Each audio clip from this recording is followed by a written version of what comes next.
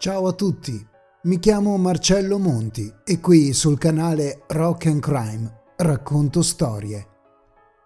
Storie di musica, storie di musicisti, storie di fatti di cronaca nera legati alla musica. E storie di misteri, come quello che racconterò fra pochi istanti. Buon ascolto a tutti.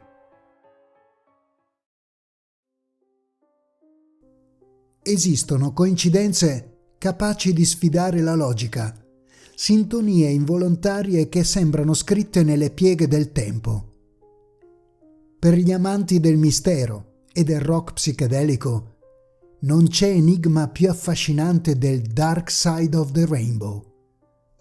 Tutto ebbe inizio nel 1995, quando un giornalista dell'Indiana disse di aver scoperto una cosa sconcertante riguardo i Pink Floyd e suggerì agli appassionati una pratica bizzarra: avviare l'album capolavoro della band inglese The Dark Side of the Moon del 1973 esattamente al terzo ruggito del leone della Metro-Goldwyn-Mayer all'inizio del film Il Mago di Oz, il film che nel 1939 rese una giovanissima Judy Garland un'autentica star.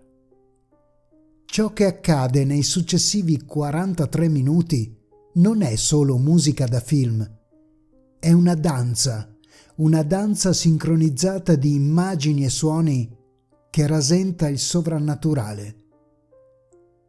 I sincronismi che emergono dall'esperimento sono a dir poco sconcertanti.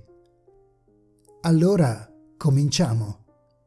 Mentre Dorothy, la protagonista del Mago di Oz, cammina in bilico su una staccionata mentre in sottofondo passa il brano Breathe, cade proprio nel momento in cui la musica accelera. Quando la burrasca si trasforma nel tornado del Kansas, gli acuti strazianti di Claire Torrey in The Great Gig in the Sky sembrano dare voce al terrore della protagonista.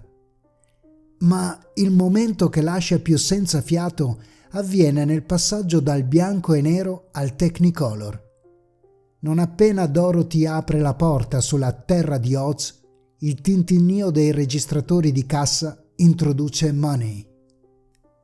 E poi il mondo grigio diventa vibrante proprio mentre l'album passa dal lato A al lato B, quasi a sottolineare il cambio di realtà. È una pura casualità o è l'ennesimo messaggio in codice che molto spesso ci hanno lasciato Roger Waters e compagni?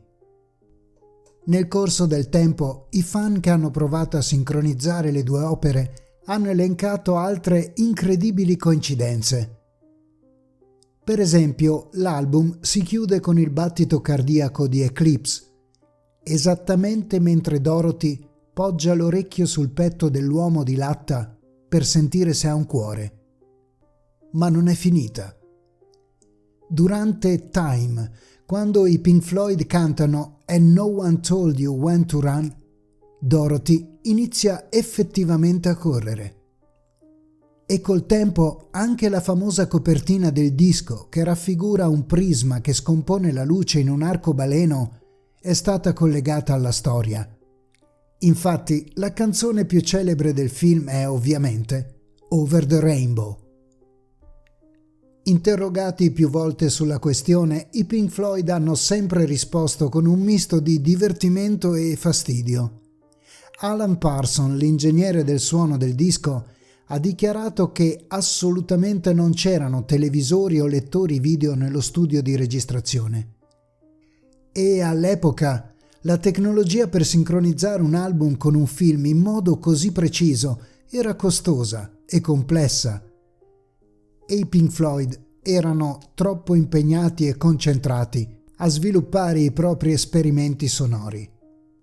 Tuttavia, il mistero persiste. Molti hanno tirato in ballo l'apofenia. È un fenomeno della mente umana che è programmata per cercare schemi nel caos. Ma la precisione di alcuni passaggi è tale da far vacillare anche i più scettici. E se l'inconscio collettivo abbia guidato la band verso una struttura narrativa universale? O forse, come suggeriscono alcuni teorici del complotto, esiste un legame esoterico che unisce le visioni di Frank Baum, l'autore del Mago di Oz, alle ossessioni spaziali dei Pink Floyd.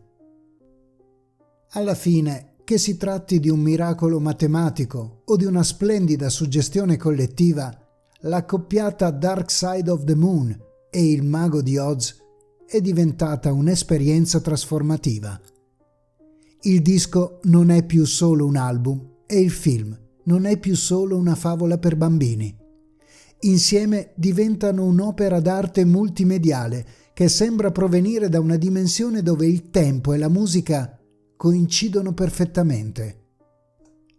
E forse il segreto non sta nel cercare una risposta razionale, ma nell'accettare che a volte l'arte è in grado di creare connessioni che i suoi stessi creatori non possono spiegare. Marcello Monti vi saluta e vi dà appuntamento ad un altro mistero della musica.